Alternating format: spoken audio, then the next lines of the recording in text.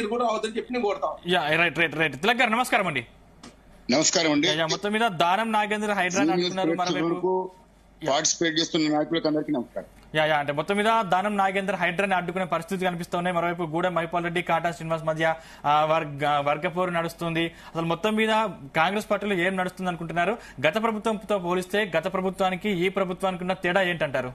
మీ observation ఏంటి? అసలు BJP ఏమనుకుంటుంది వీటి మీద? గత ప్రభుత్వానికి కాంగ్రెస్ ప్రభుత్వానికి పెద్ద తేడా లేదండి. గత ప్రభుత్వం ఎన్ని స్కామ్లు చేసిందో అందరికీ తెలుసు. జైల్లోకి పోయేటటువంటి పరిస్థితి ఉంది. ప్రజలు తిరస్కరించారు. దాన్ని ఏదో ముందర పెట్టుకుని ఇప్పుడు జరుగుతున్నది ఏంటంటే, కాంగ్రెస్ ప్రభుత్వం టీఆర్ఎస్ మీద మాట్లాడడం, టీఆర్ఎస్ కాంగ్రెస్ మీద మాట్లాడడం, కానీ ప్రజా సంక్షేమాన్ని మాత్రం పక్కకు పెట్టేశారు. ఇప్పుడు జరుగుతున్నది ఏంటి? అన్ని గ్యారంటీలు అమలు చేశారని చెప్పారు.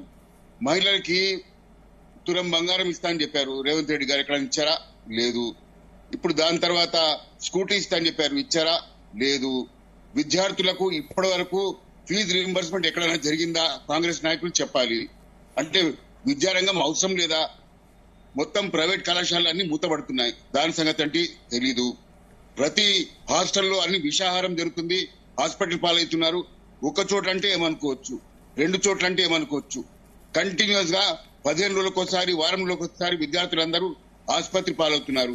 దాని గురించి ఎవరు మాట్లాడరు. ఏమనంటే ఇంకో కుట్ర, ఇంకెవరో ప్రవీణ్ కుట్ర చేశారు, ఇంకొక కుట్ర చేస్తే ప్రభుత్వం మీ చేతిలో ఉంది, వాళ్ళని మరి ఎండగట్టి బయటికి తీసుకొచ్చి వాళ్ళని జైలు పాలు చేయాలి. దానికి ఏం మాట్లాడరు. మీరు ఒక చిన్న ఎగ్జాంపుల్ చెప్తానండి. నేను కంటోన్మెంట్ నుంచి బీజేపీ నుంచి కాంటెస్ట్ చేశాను. కంటోన్మెంట్ లో ఆర్భాటంగా సీఎం రేవంత్ రెడ్డి గారు ఒక పెద్ద కార్యక్రమం చేశారు. డిజిటల్ హెల్త్ కార్డ్ మేము రిలీజ్ చేయబోతున్నామని.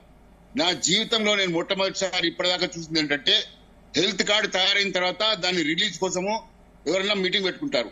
అప్లికేషన్ రిలీజ్ కోసం ఎవరైనా మీటింగ్ పెట్టుకుంటారండి. ఇప్పటి వరకు డిజిటల్ హెల్త్ కార్డు ఏమైందో ఎవరికీ తెలియదు.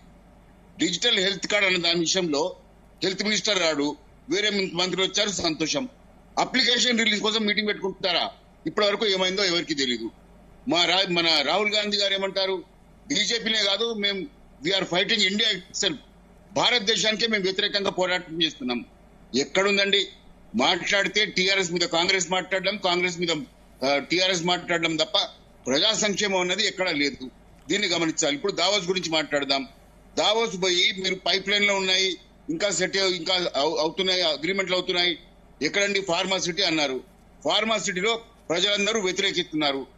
వాళ్ళకి ఇంకా భూమి కేటాయింపే జరగలేదు, భూమి కలెక్షనే జరగలేదు. ఎక్కడ ఫార్మాసిటీ వస్తుంది సార్?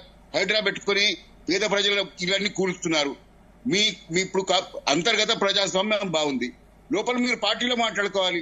బయటకు వచ్చి మాట్లాడుతున్నారంటే మీ దగ్గర నిబద్ధత ఎక్కడ ఉంది? మీ దగ్గర ఏమంటారు దాన్ని, మీ డిసిప్లిన్ ఎక్కడ ఉంది మీ దగ్గర? బయటకు వచ్చి హైడ్రా కూల్చివేత మీద పర్సనల్ ప్రాపర్టీస్ పోతున్నాయని చెప్పి ఒక నాయకుడు మాట్లాడతాడు. మరి మీరు దాన్ని కంట్రోల్ చేసుకోలేరా? హైడ్రాలో ప్రజల్లో ఎంత వ్యతిరేకత ఉందో అందరికీ తెలుసు. హైడ్రా గురించి మాట్లాడదామంటే మూసీ దగ్గర రేవంత్ రెడ్డి గారు ఎక్కడో దూరం పోయి అక్కడ పర్యటన చేస్తే, ఏమంటారు, పాదయాత్ర చేస్తే ఇట్లా ఎక్కడైతే డ్యామేజ్ జరిగిందో అక్కడికి వచ్చి మా బీజేపీ నాయకులు కిషన్ రెడ్డి గారు కానీ, లేకపోతే లక్ష్మణ్ గారు కానీ, అందరు పెద్ద పెద్ద నాయకులు అక్కడ బస్తీలో పోయి రాత్రి బస చేసి పడుకున్నారు వాళ్ళతో పాటు. దమ్ముంటే అక్కడ పాదయాత్ర చేయాలి. ఎక్కడో 50 కిలోమీటర్లు హైడ్రా తీసుకున్న నిర్ణయం మంచిది కాదంటారా? హైడ్రా తీసుకున్న నిర్ణయం పేదల ఇల్లు కూలగొడితే ఎంతవరకు మంచిదండి? ఇప్పుడు ఒక మహిళ ఇంట్లో అవకాశం ఇచ్చారు, మాట్లాడి హైదరాబాద్ నగరంలో ఆక్రమించుకుంటూ పోతే అసలు హైదరాబాద్ నగరంలో ఎక్కడ మిగలదు కదా సార్.